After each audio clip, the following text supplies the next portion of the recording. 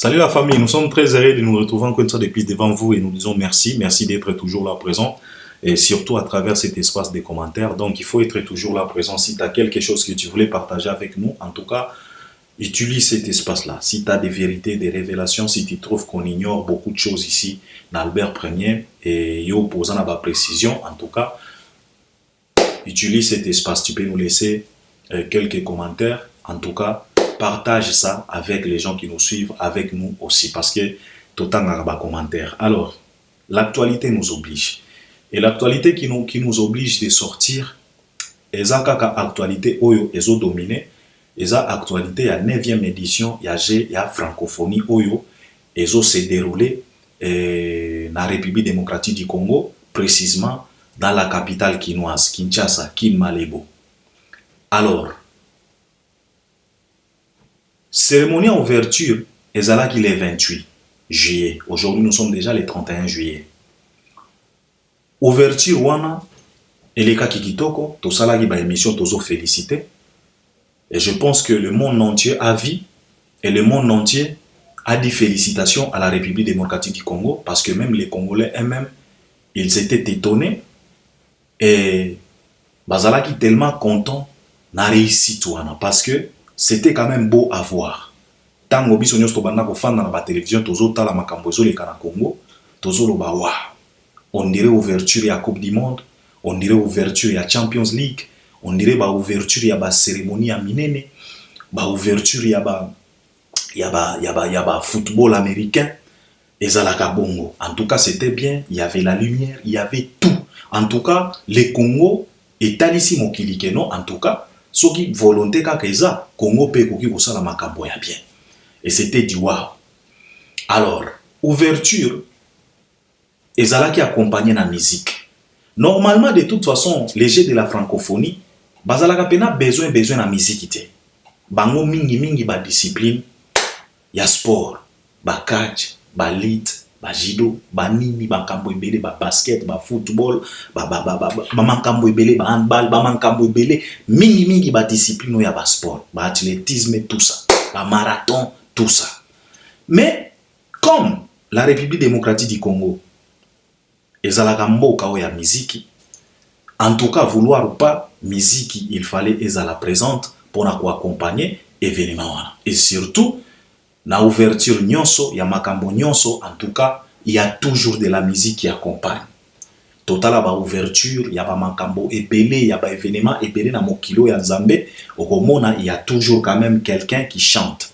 Soit à salimo a cappella, soit à zana azana synthétiseur ou bien piano na ewana, a beti, a yembi, tomona yango, mbala ebele. La musique est toujours présente. Alors, donc, c'était logique à ce que la musique puisse accompagner aussi l'ouverture de la francophonie. Alors,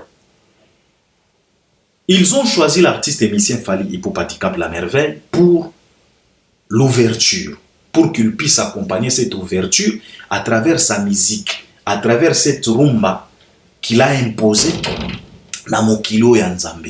Fally Ipupa Dicap La Merveille. Il n'était pas seul, il y avait aussi Bill Clinton Macintosh, Nte Kukuli Bende. Bill Clinton, c'est la fête, c'est les shows, quoi, les showmen. C'est ça, Bill Clinton. Et, bisognos totala qui ouverture, totala qui ba performance na bango na petite sœur na biso, Barbara. Ils ont presté. Alors, prestation ya Fally Ipupa, yangwe sali makele, les sali ba trouble la moussi, et Fally Ipupa, il a parvenir quand même à mettre d'accord tout le monde à travers 8 minutes ya pamba. En tout cas, c'est la première fois parce que ngana yebi Congolais zalaka pena éternel insatisfait. Mais à ma grande surprise, c'était la première fois que mon pena Congolais abimi stade. Après avoir comme on a prestation il y a 8 minutes. Congolais abimi stade. Yako sepela et puis satisfait. C'était la première fois parce que biso toyebeli ba Congolais zalaka éternel insatisfait. Donc Congolais ta soko sali likambo ya ndenge nini. Azanga raté moi eloko moko bwa koloba ezalaki bien, mais à ma grande surprise, après prestation ya Fally, en tout cas bato nyonso babanda ko uta stade wana tango ozotuna. Donc ozomona d'abord moto ozotala omona joie, donc azana esengo, la joie de vivre, azaya ko sepela zoloba na yo, c'était grave Albert Sokozala qui c'était quelque chose de ouf.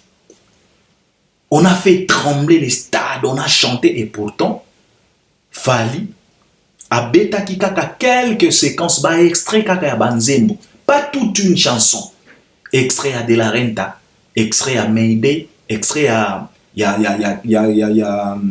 SL, na tout le monde danse, na bloqué. Kaba séquence, y a ba quelques minutes. Mais Congolais à outa stade azolo banayo que en tout cas c'était tokos. Ba outa na esengo na stade, ba continue na bisengo tina bandaku na bango na babalabala. Donc otali pena kisasa pena omona pena bato baza na joie de vivre. Na 8 minutes à Bamba à travers Fally Ipupa. Et le monde a validé, l'Europe a validé, l'Amérique a validé, Asie est validé, Mokili Mobimba va valider ouverture. Il y a 9e édition, il y a G, il y a francophonie. Alors, aujourd'hui, toye kolobe la situation oyo. Ndenge bomoni na komi na titre, pardon, que Mbwa azongeli bisanza. Alors, la question est de savoir, nani Mbwa, nani asanzi, nani azongeli bisanza. Alors, eza façon tolobaka, mais naye kolobela ba Mbwa te, naye kolobela bato. Sikoyo nani asanzaki, nani aye kozongela bisanza. C'est l'artiste musicien Feregola. Parce que tout le monde que j'ai à francophonie oyo, ça polémique, ça parle, ça insulte, ça discute, ça sème beaucoup de confusion. Hein? Et comme il peut distraction. Et on se pose la question de savoir, est-ce que biso ba Congolais tokoki kosala likambote e bandi malamu e silipe malamu? Il faut kaka tobebisa. Je sais, tozalaka pena ba expert ya kobebisa makambo. Est-ce que na occasion oyo, na opportunité oyo, mokili endimeli biso tosala ouverture? Parce que infrastructure d'abord ezalaki down. Tozalaki na makoki te, tozalaki kutu prêté. Même stade, au stade des martyrs, ezalaki kutu homologué te, il y avait des doutes. Mais quand même, le président de la République, il a accepté les risques. Il a montré aux yeux du monde que non, en tout cas, ce qui est volonté, en tout cas, Congo pesa prêt, tokoki pe kosala makambo ya bien. Et il a fait. Le monde a validé. Biso nyos totali na miso. Batongi ba stade, batongi ba site belé oyo ko recevoir ba différentes disciplines oyo et ko sala manager à francophonie oyo. Batongi ba site belé oyo ko recevoir ba makambo ba discipline belé.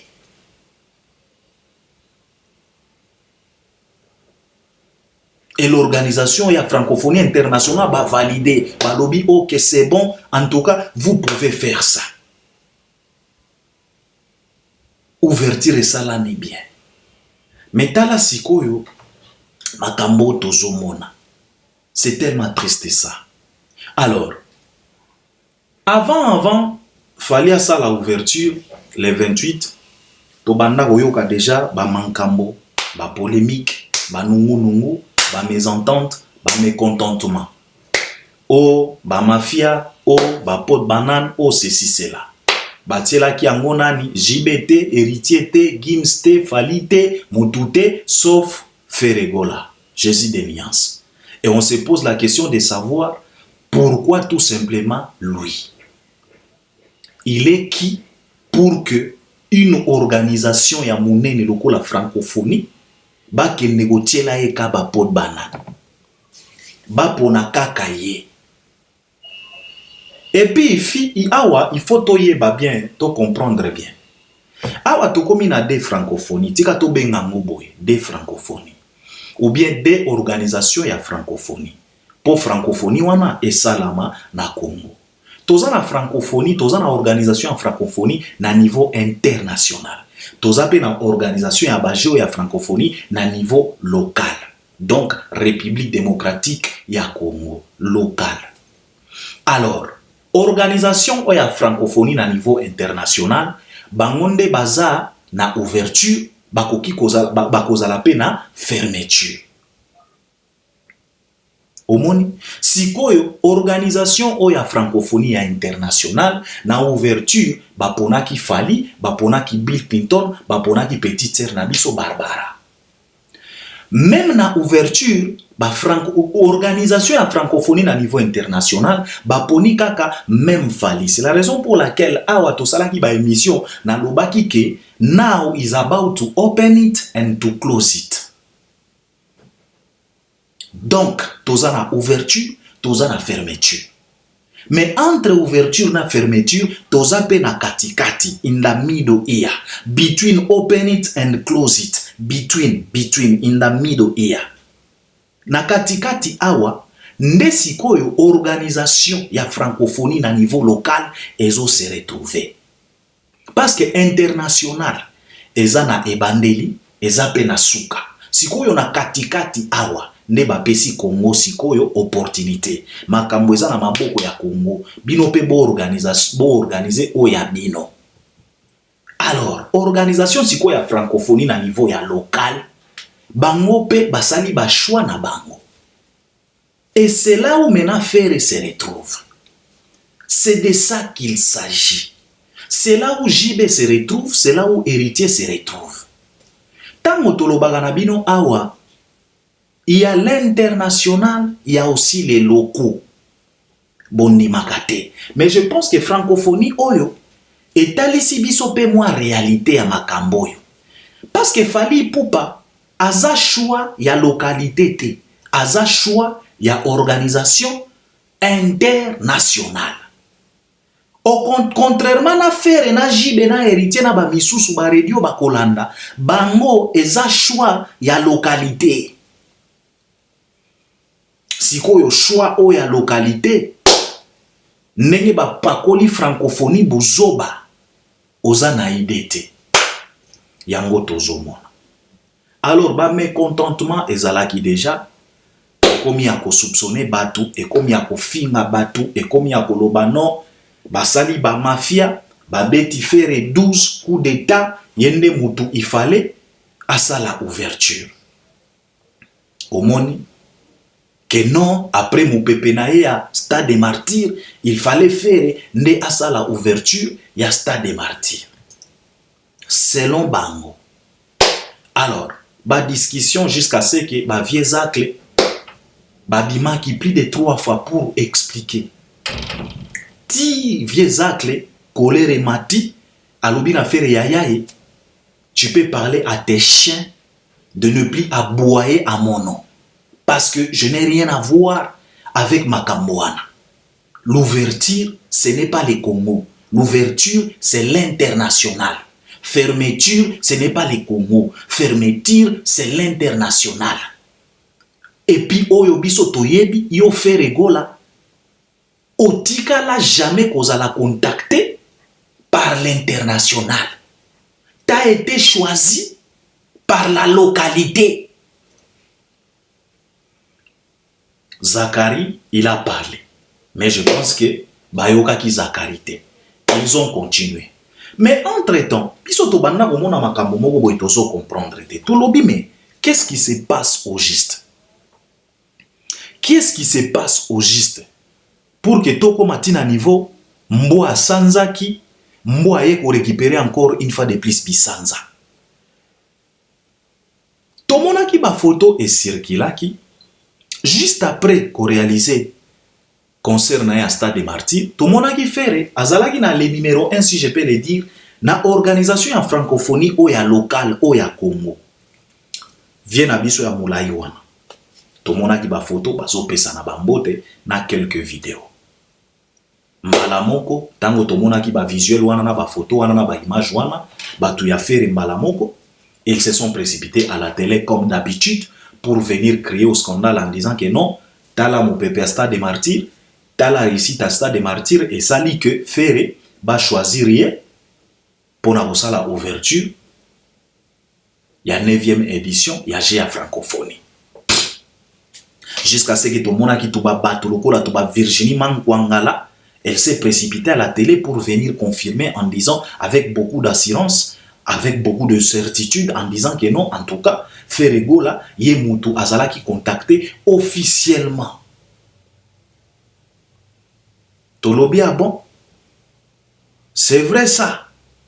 Alors, comme nalobaga na bino que na mokili oyo ekomi pasi pona kokosa parce que toza déjà na monde avar, tout est vérifiable. Et puis nalobaga na bino que elengi avar ekataka action te. Et wana nde ezalaka pena qualité ya var. Var ekataka action te. Batikaka mankioniste akende na action na ye tina suka. Oningisi pe file. Ba fanatique pe ba gangi na stade. Wow! Bi ekoti. Tableau oyo ekomaka score. Ekoki pe kokoma score 1-0. Et c'est par là que VAR et yaka sikoyo. Wana nde ezalaka pena elengi ya VAR. VAR ekataka action te. Il faut beau comprendre yango. Tango na lobaki awa nga Albert na lobaki na bino ke na musique na biso VAR ekota to banda ko blaguer te. C'était tout simplement une façon de dire que au jour d'aujourd'hui okozwa eloko oyo ozo mériter kozwa. Okozwa respect oyo ozo mériter kozwa. Toko bengo grand po o mériter yango. Pas par sentiment, pas par loyenge, non. Parce que mutu oyo, joueur oyo, à côté sa cabine VAR, et puis VAR est validé, c'est qu'il a mérité. C'est de ça qu'il s'agit. Méritocratie na musique na biso, yango to ya na VAR. Biloko ya manki ona ekole kaka lisusu te. E elengi ya VAR etikaka okende na manki ona nayo tina suka. Tango silisi ofandi nde VAR yaka. Babeti piololo, arbitre akeko cheke. C'est ça l'importance. Wana nde elengi ya VAR. Alors bandeko ya fere bazalaki na kati ya ba manki ona na bango. Ils étaient en train de manigancer des choses dans leur coin. Comme a dit lui-même l'artiste. Un monsieur qui se respecte dans son coin. Dans ça qui ba émission na zolo ba qu'il faut faire attention avec un mec qui a choisi de se respecter dans son coin. Parce que tu ne peux pas savoir en réalité ce qu'il est en train de manigancer dans son coin là. Mais malheureusement, toza na VAR. Okoki ko manigancer ba mankambo na ona ba coin na yo, mais biso toza na VAR. Malgré tout ça, oh babanda ko manigancer, et pourtant Bazala qui conscient, lui-même l'artiste, il était conscient, il était averti, il était au courant qu'il n'a rien à voir na ouverture. Parce que ouverture c'est l'international, fermeture c'est l'international. Bango bazana katikati awa, localité. C'est de ça qu'il s'agit. Et lui, il s'est retrouvé dans la localité. Mais il a voulu manigancer. Il a voulu faire croire aux gens que Yé a commis international et il a été choisi par l'international. Depuis quand, frérot? Tozana VAR. Bamankambo bimi awa ekomi ya koswana ya kofinga ti asali spot ba confirmer date ya le 4. En même temps bango moko bazo finga boye na boye toyoki ba fanatique basiliki papa Hervé, tu ne peux pas aller prester là-bas, tu ne vas pas que eza humiliation ye moko artiste alingaka moana trop avec toute humiliation tu ne peux pas aller prester là-bas, tu vois eza ba manigance eza ba mafia ba betio 12 tu ne vas pas ba tchelio ba pot banane. Pression ya kosakana te. Tito Mona qui soit disant directeur et marketing Trésor Congolo asala ki moi sortie médiatique yemoko aye kola ki sa regret aye ko interpeller bandeko na en disant que bandeko so qui fait abeti les 4 so qui abeti na ouverture problème eza wapi biso tokanisi que peut-être ndenga lobi boye akozonga na raison il va convaincre pardon batu ya équipe na bango nzokande bolole oyo fala lobaka que zoba aka zoba oyo nga Albert Premier na lobaka que l'intelligence d'un Congolais n'a pas de garantie. Tu peux croiser un Congolais un bon matin. Il te fait croire qu'il est intelligent, qu'il est intéressant. Mais tu recroises la même personne vers 18h. C'est par là que tu vas commencer à te poser la question de savoir est-ce que c'est la même personne que j'ai croisé le matin ou bien va changer mon limo. Yango na lobaka. Nous Congolais, l'intelligence nous visite. Je pense que bozana ba exemple ebele oyo boko témoigner au pena batu maye les visitaka bango kaka dans peu de temps maye les kiminango. À l'occurrence les trésors congolais. Asala qui sortie médiatique moko ya kitoko batu balobi voilà. Voilà quelqu'un qui raisonne quand même bien. Nzokande azwaki kaka moi visite ya intelligence na tamuke. Mais cerveau eza na capacité te ya kofanda na intelligence pendant longtemps. Mayele piou tangoka mayele kimi bino moko bomoni deuxième sortie, troisième sortie médiatique ya Trésor Congolo makambo akomi koloba. L'intelligence d'un Congolais n'a pas de garantie. La sagesse d'un Congolais n'a pas de garantie. Je pense que si bomoni. Après sortie médiatique à Trésor Congolo, non, ils ont insisté na kana bango ya koloba que non, impossible faire akobetate parce que ekozala humiliation. Ndenge nini fala kobeta na ouverture, fala ya kobeta na fermeture, fera beta na katikati, na esplanade à palais du peuple, ça vaut pas la peine. En tout cas, azongi sambongo a décliné, biso toko yate, toko boykote kutu, bagolwa baketi musika, kokende kobangisa même président de la République, soki continue ka boye, toko voter yote. Ah bon? Bisoto banda kofanda tozota la kaka. Et on s'est posé la question de savoir, mais c'est quoi ça? Plusieurs de nos confrères, ils ont réalisé des émissions en disant que, mes chers frères, pourquoi vouloir s'entretuer? Pourquoi vouloir insulter les gens si vous avez un contrat? Oezolo bakeno, binonde bozala ki prévu. Yakosa la ouverture. Bobi misa contrat wana mokili etala. Si vous avez la facilité de publier quelque chose na ba page na bino, si vous avez la facilité de réaliser spot pour na kolobela date ya le 4, si koyo bozo zala na kilo ndenge nini ya kobimisa contrat oyo e banda ko permettre bino po bobeta bobeta na ouverture. Bande kona biso basala ki ba émission ana ba tonton Bev balobela ki yango bimisa contrat comme ça Congo est la injustice oyo francophonie et saleli yo. En tout cas to ko accompagner pe yo okende ko porter plainte parce que de toute façon il faut ba respecter yo parce que ba ko bandaka ko monela yo te lokola ba uti ko monela yo na stade des martyrs parce que Ferre n'a pas été respecté au stade des martyrs. Jusqu'à ce que les policiers bazo sa la réunion na artiste que toko fongola ba porte jusqu'à ce que les policiers bazo teka ba billet ya artiste ya concert ya artiste il a été humilié na ndenge moko ya kosakana te.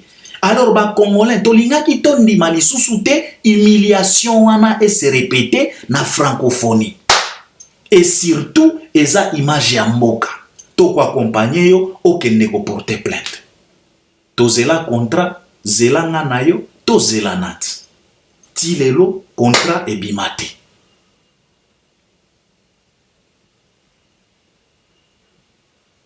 Par après baye ba publier que non artiste en tout cas a se retiré, a commis très bien avec beaucoup de regrets. En tout cas l'artiste a co-presté les sous-soutés na 9e édition ya GEA francophonie. Francophonie ou ya localité batali balobi ok c'est pas grave, bafani na bango kimia batali kana miso azana droit na ye. Il vient de nous insulter parce que wana eza pena insulte. Bandimi balobi ok zongisela biso kasi mbongo to lukata mutu mususu to placer aya kobeta. Et tolandeli totuni pourquoi cette décision?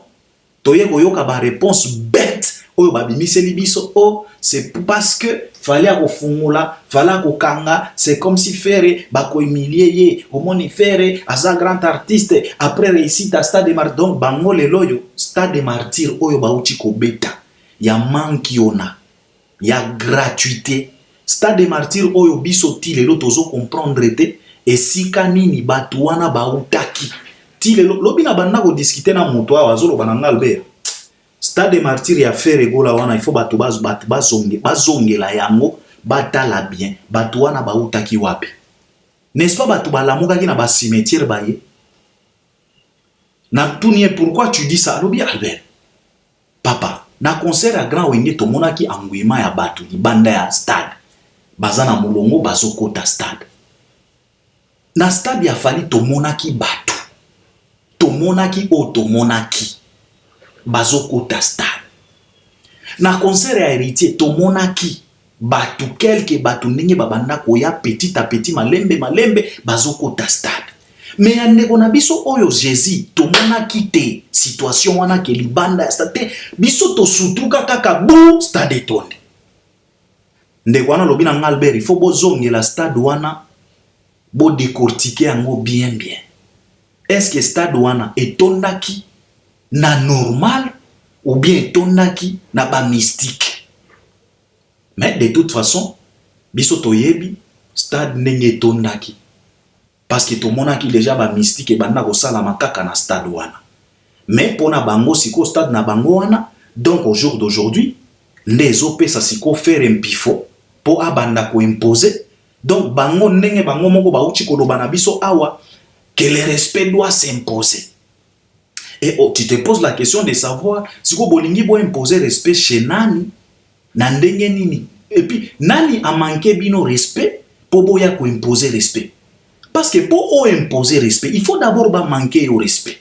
Si vous manquer au respect, wapi pour olinga ko imposer respect. So ki yo papa na ndaku bana ba respectaka yo, moi si a respectaka yo, problème ezate. Oko banda ko bunda na ko imposer respect sur base ya nini.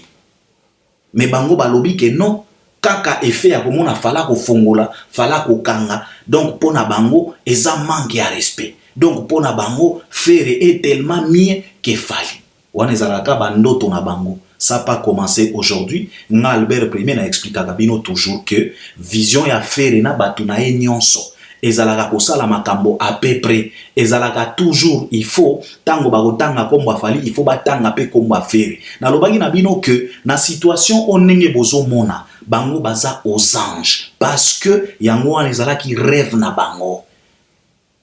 En tout cas, il faut qu'akaba beta lisolo ya faire dans le mal, dans le bien. S'il s'agit de fali, il faut lisolo ya faire ezala. Il faut batuba beta ka kombo ya faire. Dans le bêtise, dans les désordres, il s'en fout. Bino bozomo na bangote. Donc c'est ça. Va se retirer. Ouverture lekinango kitoko makasi. Très toko skutu. D'abord, francophonie, ezalaki kutu na besoin ba musique te.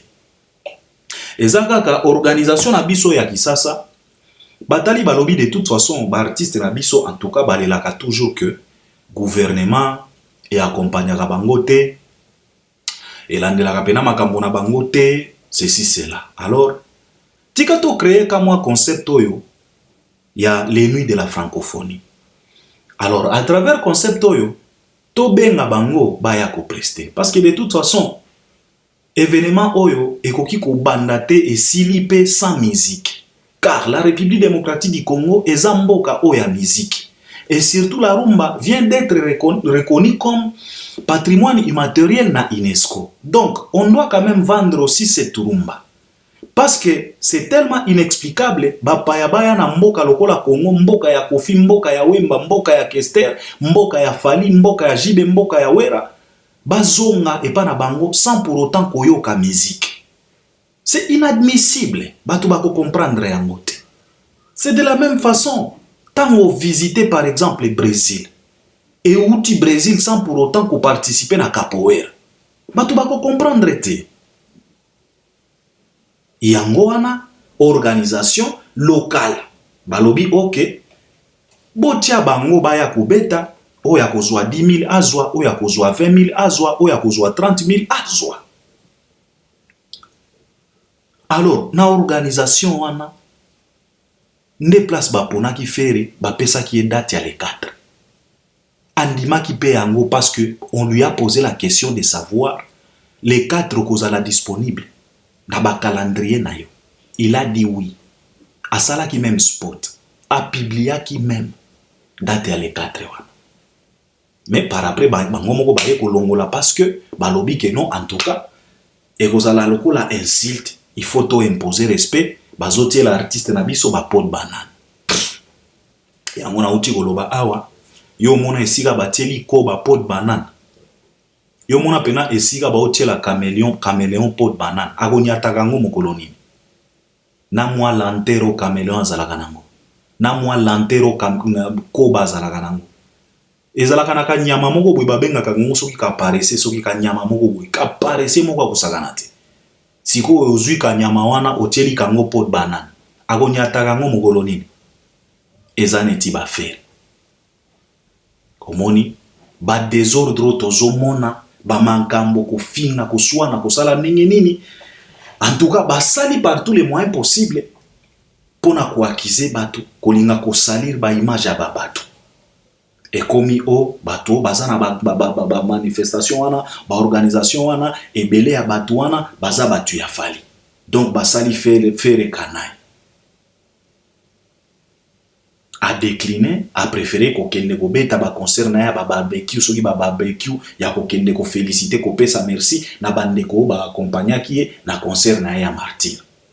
Francophonie lobby ça va, ce n'est pas un problème. Biso to ko continuer na biso. Déjà après ouverture ba j'ai misusu continuer qui tilelo ezo continuer. Ba j'ai ba jonglage, ba football ezo continuer tilelo. Lelo nous sommes les 31. Alors, à ma grande surprise, Mboa azongeli bisanza.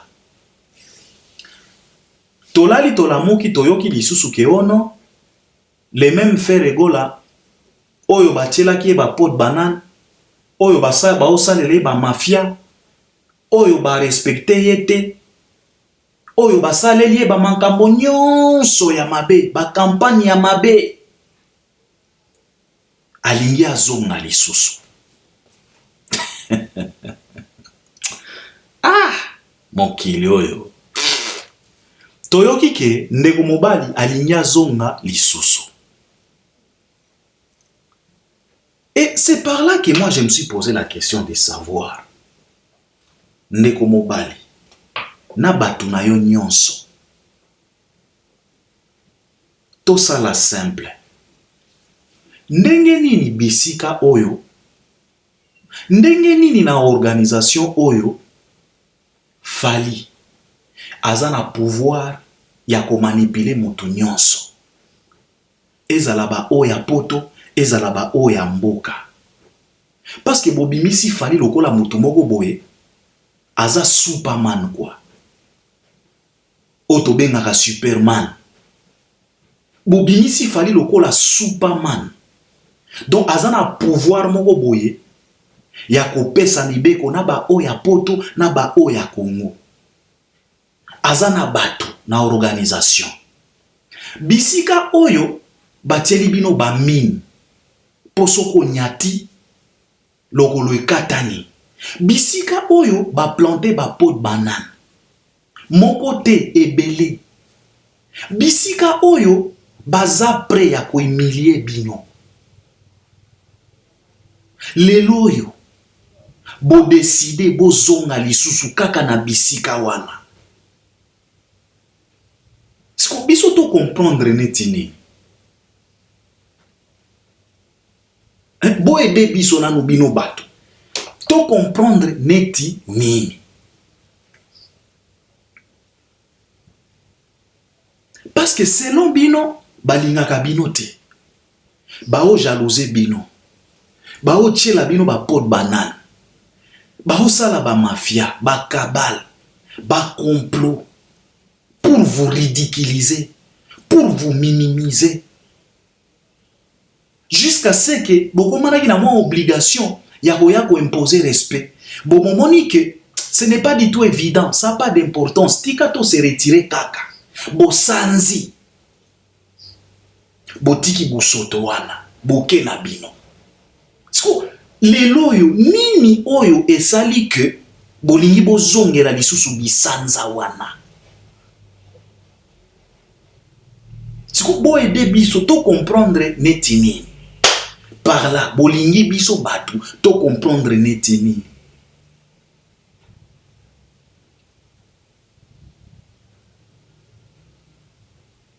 Et Toyoki qui fait Regola, il s'est expliqué en disant que non, en tout cas, Azwaki pena tenté ya ko raisonner, Azwaki ba décision anaka kambangu mbangu, influencé par Batou, influencé par ba fanatique, qui avait beaucoup de désordre, qui avait ceci, cela. Parce que Tolandi ba sortie médiatique, ya Batou naye.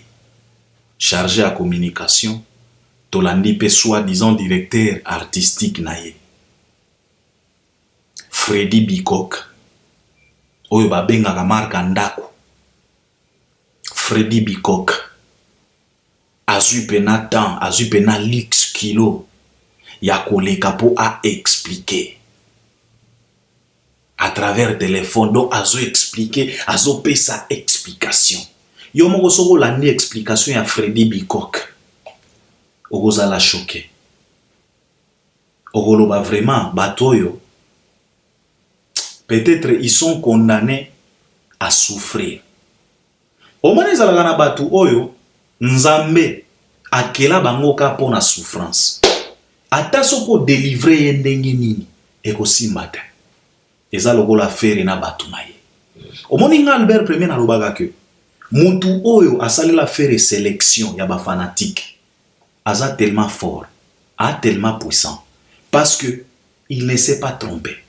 Faire na ba fanatique na ye, ba kokani. Na lobaka toujours, ata soko croiser un chinois gaulois. Aza textuellement na gaulois oya kisasa.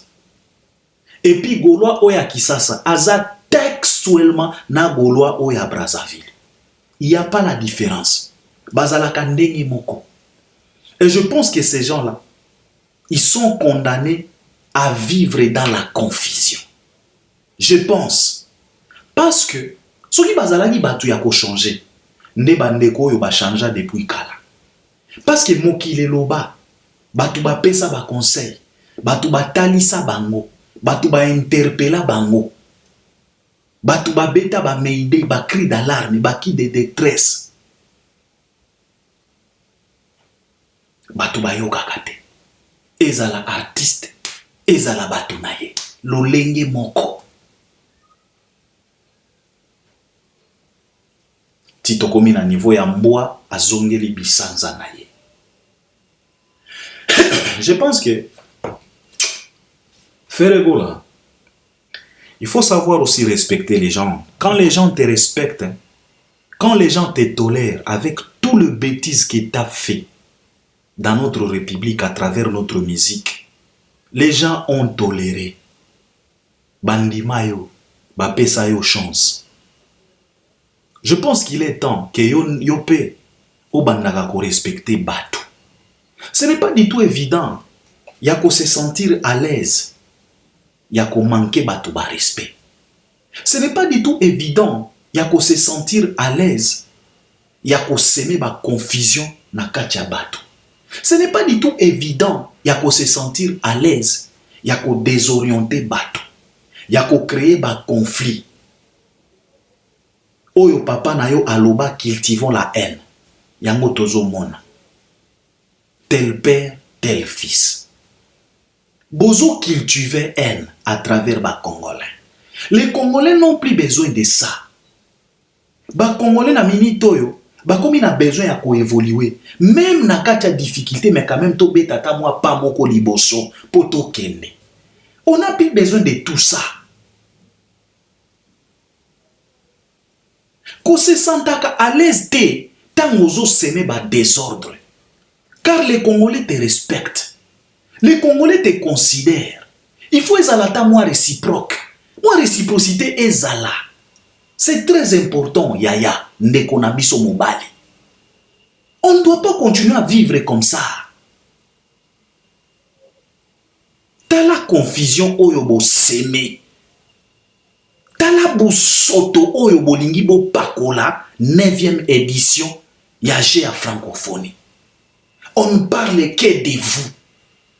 Héritier est calme, JB est calme, Redi est calme, Fali, Aouti Koutou Kosala ouverture. Il a passé à autre chose. Après ouverture, Yewana Keko pressé dans mariage. Abandi déjà ma répétition, Ao s'est préparé pour clôturer les 6. Il est calme dans son coin. Papa, il ne peut pas aider tout. Balobela kabino, kakabino. Donc, francophonie, niveau international, niveau local, gouvernement ya Congo, baluka kaka ko sabote yo, baluka kaka ko minimiser yo, baluka kaka ko tchelo ba porte flair. Parce que tu es qui, ndeko nanga? Osala nini kutu na musique ya Congo?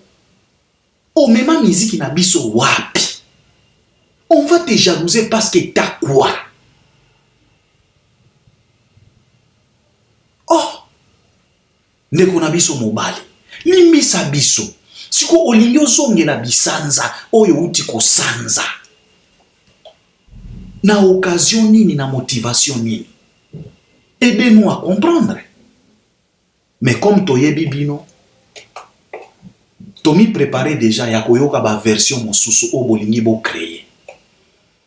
Et puis tokoyoka ba version ebele o francophonie bangonde baye ko bonde la bino. Tokoyoka, on se prépare en conséquence. Tout simplement faire egola, faites attention ndeko. Omoni congolais on bozoli na bo sagana na ye. Congolais zalaka mwa ndenge. Congolais zalaka mwa genre. Congolais tolérant Mobutu pendant plusieurs années. Pendant plus de 30 ans na pouvoir. Congolais tolérant. Mais les jours où Congolais à la mouka, ou bien Zaïrois à la mouka, pour réagir, je pense que aux Alaki en pleine Kisasa, au Monaki, tout ce qui s'est passé dans le régime à Mobutu. Alors ne blaguez pas avec les Congolais. Congolais, c'est quelqu'un de tolérant. Il est capable de tolérer pendant plusieurs années. Mais père est un jeune mec parce que les jours où Congolais à côté les melabouzo banayo et kokende mabe bozana droit te ya ko continuer boyer bozana droit te ya ko se sentaka à l'aise en semant du désordre comme ça bozana droit te ya ko créer ba zizani ba confusion na kati ya bato et ko aider yo te et kotia yo te na niveau moko na Fali. Tolobaka na bino awa Fali c'est l'international. Bino boba vedette locaux. Tomoni yangote. Moko aza na contrat international, mosusu aza na contrat local. Tango tolobaka na musenzi oyo microbe ya sele oke, bila zalaka moninga na yo te. Bango bakanisaka ke bato bazo blague. Non. Francophonie la kisibiso niveau ya moko na moko. Francophonie et la kisibiso niveau ya moko na moko. Yamona lobaga awa, c'est les chiffres oyo ekokotelaka bato. Bill Clinton a marqué déjà babinae à l'extérieur. Lelo est sauvé. Parce que a comment déjà histoire. Lelo yo est sauvé. Bino pe est interpellé bino. Bozo comment histoire ni. Tala ndenge bolingi bo salir histoire ya kitoko oyo Congo ezolinga ekoma na période ya Tshisekedi. Fachi Beto. Tala ndenge bozo linga bo salir. Pardon, tala ndenge bozo linga bo embrouiller bato. Tala ndenge bolingi bo tachete. J'ai la francophonie. Au Seigneur zonga lisusu. Oyo Félix waze kwa lobaki que soki mwasi azwi décision ya kotika oyo ake soko moni akomi kolinga kozonga, faites attention. Soit azana likambo abosanaki, soit azolinga ya kwa achever yo. Sikoyo biso pe to se poser la question de savoir oye kolukani na bisanzo sanzaki déjà. Mais hélas mboga na biso komona pe bandimeli yo, komona pe ba récupérer yo, komona pe ba pesi yo pe mbongo betipe. C'est tellement triste. Je pense que oyo neza ba occasion pour na gouvernement na biso ya kotalisa batu que il faut pas blaguer avec le gouvernement. Je pense qu'on n'est pas occasion Tshisekedi béton, il faut atalisa batu que Congo otozolinga eza Congo ya boyete. Que osali ba sabotage, osali ba impolitesse na yo, et puis ba tolérer ozongi lisusu na facilité. Et bon, ce qui fait bazongi si na facilité encore une fois de plus na francophonie après avoir saboté, décliné, après avoir tourné les dos. Ce qui fait bazongi si na facilité na pété. Lobby depuis kakosala nenyenini ya kofinga siko mokonzi ya république. Lobby kuna Robinho Mundibu ako se comporter ndenyenini. Ye akolia mbongo epi akimi parce qu'il très bien que faire épée à salaki yango balimbisa ye bazongisa ye na facilité. Je pense que on ba occasion gouvernement na biso il faut bo telema bola kisa batu kon blague ba. Fini la récréation. Ba blague na ba désordre na ba immature papa. Il faut essayer là. Mais au moment bazongisi ye lisusu na facilité nyonso.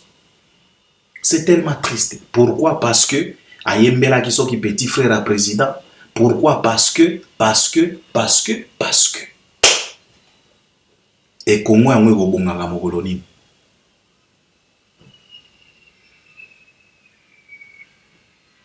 Faire ça influenceur munene.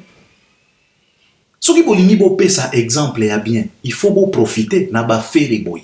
Et loko ya uti kosala, il faut bo talisa. De façon que héritier place aza tango akotala koloba bina file place aza tango akotala koloba soki bazweli faire décision ya boye et bongonga mais okomona bakozongisa na pete akobeta lobi kuna akofinga pe bato. C'est tellement triste. Je pense que je dois m'arrêter par là. Na prometaki bino ke il fallait na recadrer microbe moko boya Emelia. Mais bato balobi nanga que non Albert Premier ça vaut pas la peine. Laisse tomber yo mongo lo bakana biso que il y a une seule réponse qu'on nous a donnée pour répondre aux imbéciles et ça silence. Alors tikaye ayebini nyoazo sala pourquoi azeli kaka actualité ya ouverture ya francophonie nde abimi c'est parce que azolinga kaka balobelaye. Bato balobi nanga ki Albert et si to comprena déjà baje na bango baliaka na kombo ya fali balukaka visibilité na kombo ya fali po akomona yo répondre ye tonton B va répondre ye Demer pe ako répondre ye Kingani pe ako répondre ye en tout cas po na ye il est satisfait parce que yango wana souhait na bango yango wana rêve na bango. Alors je me suis dit ok je laisse tomber. T'as de la chance, mec, parce que je voulais te recadrer sévèrement. Sévèrement, yo Emelia. Il faut boza la gata na moi Sony. Il faut boza la gata na moi Sony.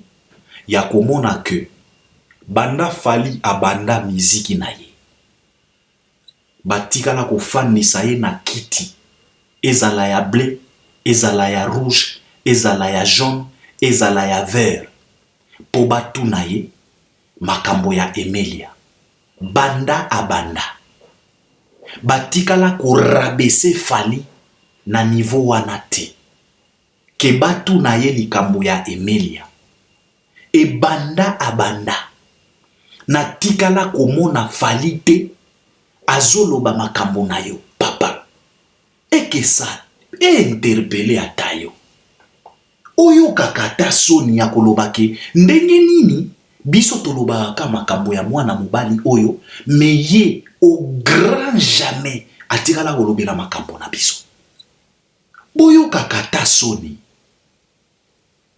Emilia yozo senga batel na Fally ya koyemba sala na batel na mwasi na yote bino bobimaka bayanke kake pa ya Fally mwasa bengani ona ndako me ozo senga batel na Fally ya koyemba me sala na batel na mwasi na yo azongiso na ndako zala na no stable po ba peso batel ya koyemba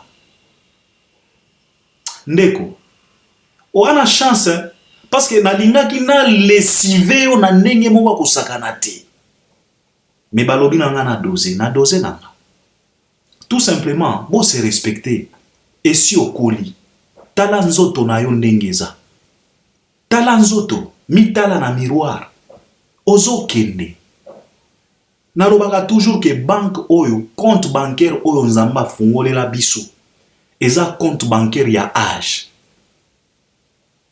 commerce oyo nzamba pesa biso eza commerce ya âge ekotaka faillite te car âge ezongaka nsima te âge ekendaka kaka ata soko kufi bakofete ba anniversaire na yo et pourtant oza na kati ya mabele âge stopaka te alors baer mosusu mitalaka ta na kitalatala mitala ta na miroir otala Emilia oyo ya 90 na Emilia oyo ya lelo eza ndenge nini âge ezokende respecte toi ndeko mitia na place na yo Fally aza master na yo te azaleki ya musika kutu oh boni boye il faut arrêter papa bo pesaka merci na jonga po asangisa bino na ntaba bo pesaka ye merci yo musicien mobimba po ba annoncer yo il faut ba banda ko annoncer na ntaba na makayabo ba annoncer na pilipili ba annoncer na makayabo ya kotumba ba annoncer ngakala tango babanda ko annoncer balobi pe no Goliath na banda ko kanisa ke no Goliath ezalaka pe mwa musuni moko boy mwa épice moko ya ntaba babengaka ngo no Goliath mais tango na komi sur terre balobi te no Goliath ezalaka pe na Emilia ezalaka kombo mutu ezalaka musuni te parce que nalingaki na senga nalingaki na pesa commande na loba na mutu keno yelanga no Goliath naza na besoin ya musuni o babengaka no Goliath ndeko nanga lobi no Albert no Goliath eza musuni te no Goliath Emilia na lobi kele Emilia o yazalaki na wenge na lobi yende no Goliath ngana banda ko kanisa ke yo pozalaka no Goliath eza pe musuni épice moko musuni moko ya ntaba ya kotumba nalingaki na sala mwa commande na loba na bango ke bo pesa nga no Goliath ndeko nanga lobi sikoyo linyoli ya mutu awa chez jonga balamba ga batute no Goliath aza mutu na lobi te na banda koyeba te parce que nga na mona ka bakumisaka awa ntaba ya kotumba après Goliath ntaba no Goliath nga na banda ko kanisa peut-être no Goliath aza musuni moko ya dessert papa yo artiste papa ozana chance tika na stopé wana bo se respecter ndeko bo zalaka ta na mwa soni to tika la komona Fally ata mokolo moko ta bazo tuna ye makambo na bino bo se respecter ndeko la vérité est que yo Emilia oleki Fally na koyemba ta na mokete koyembo boyemba ka lokola ba soleil wanga Kwen, ndeko yemba. Alingi, wana ndeko yemba. Oyo mosusu kuna, che ya noite, nyakoko ma. Yopoye, alingi. Bando banana ba alingi. Tilelo. Wana ndeko yemba. Wana ya koyemba te papa. Koyembeza koganga te. Kendo landa témoignage ya Félix Wazekwa. Tant wazo témoigner eyembeli ya papa Wemba. Wazekwa loba na biso papa Wemba ne criez pas au studio. Abanda koyemba calme et tranquille. Grand chanteur a ganga te. Yangwana fala yemba tranquille sans problème, sans palpite. Bino boleki papa. Na Congo ezana artiste moko te oya leki fali na koyemba azate. Banda Congo banda tilelo azate oya leki fali na koyemba. Mutu wana a exista te. Okoleka fali na koyemba ndenge nini? Yo yemba effervescent. Yo yemba nzembo lokola effervescent. Bo interpretaka ba nzembo ba twebele na ba poto kuna. Bo lakisa biso ke boza ba grand chanteur. Bo interpréter effervescent pardon. On les appelle défi autopessibino. Parce que vous croyez tellement grand chanteur. Alors, vous interprétez la banzembo batu nyonso. Vous interprétez peut être effervescent au falia yemba. Na ba technique nyonso au falia yemba ou bien kokoko total na poto chez Djonga. Loba na biso ke non nga Emelia na ye ko corriger effervescent. Total. C'est le wape komela ba bangi na ye. Abenga ki déplique que aya kosala remix ya orthotanasie. Eleka wapi? Kofi Olomide, les Rambo. Tango Ferre aye na quartier latin. Il y avait plusieurs chanteurs. Il y avait vraiment ba grand chanteur au mona kabangonde ba yembi. Kofi Olomide azwa folie o babandela Sisi Sylvie. Ebimape eleka oya sala na fali papa botika biso to fanda botika kabiso to fanda botika ka kwambruye biso boni boy babandela Sisi Sylvie na quartier latin Ferre ayawana a cria ndenge bo cria ka ndenge bo mesana soki tozwi Sisi Sylvie a Ferre na oya fali. Et comme il y a tant de cheville, Papa Fally c'est un grand chanteur, un grand technicien, il y a chant. Et puis Fally c'est un grand musicien, c'est un grand compositeur, il y a mélodie. Bosa la gaba keba, boko sagaba tumisusu. Tika na tika yo, parce que ba peki singa. Mais en tout cas, il fallait ozwata mwa dozo ya muke. Pesa Djonga merci nenga sangisa yo na bantaba ya kotumba. Yo koma pena kabri chez Djonga. Pesa Djonga merci. C'est très important. Je dois m'arrêter par là. On est ensemble et j'espère que beaucoup intervenir à travers les commentaires. Merci beaucoup.